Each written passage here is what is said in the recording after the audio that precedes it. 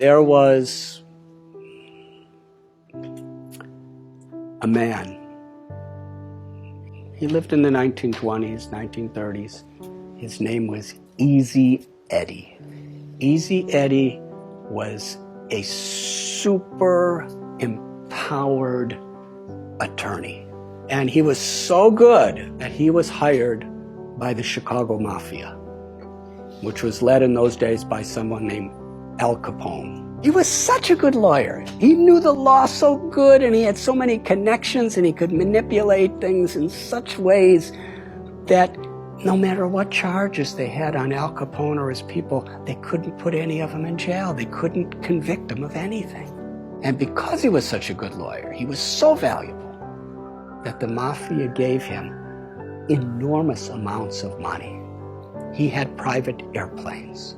He had practically an entire city block of property with a beautiful mansion, the best of cars, the best of everything. And his son, he could do anything he wanted. But Easy Eddie was thinking, I've given my son everything money could buy. But there's one thing I haven't given my son. I haven't given him an example of a father that he could be proud of. And he thought about this for some time. And Easy Eddie came to the conclusion, the only way I could give my son a father with a legacy of a good name is I have to help the government put the Mafia in prison. Because the Mafia was killing people, and he was getting them off. Getting people addicted to drugs and alcohol, and he was getting them off. Extorting innocent little store owners who are struggling for their life, pay us so much a month or we're going to bomb your store. And they bomb them. And he was helping them. He helped the FBI. He testified. And many of the biggest people in the Mafia were put in prison. He knew full well that he would be killed for doing this.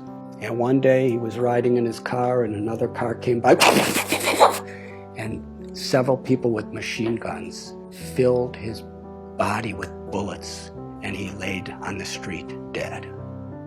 He paid a very high price to give his son a father who he could be proud of. That's a high price, but for him it was worth it.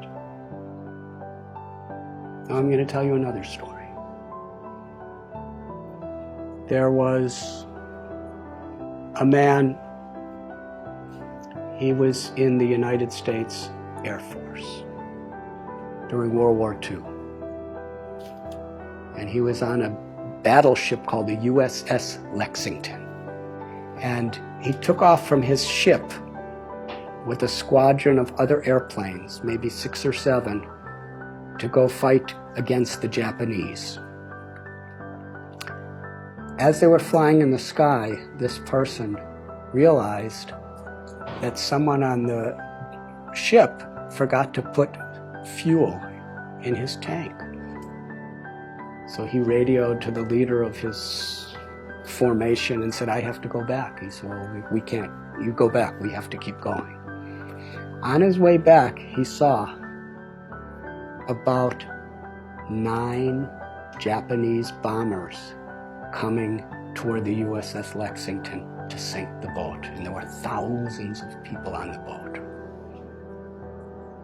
He was alone, and there were 9 of them, and he decided, I have to stop them, because there was the ship, they didn't know what was happening.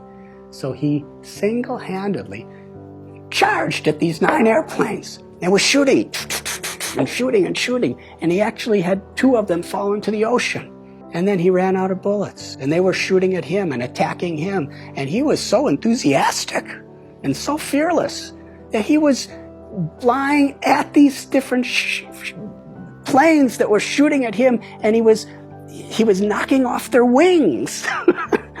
And finally, after 5 of the 9 sank, the other 4 thought, this man is completely crazy. Let's get out of here.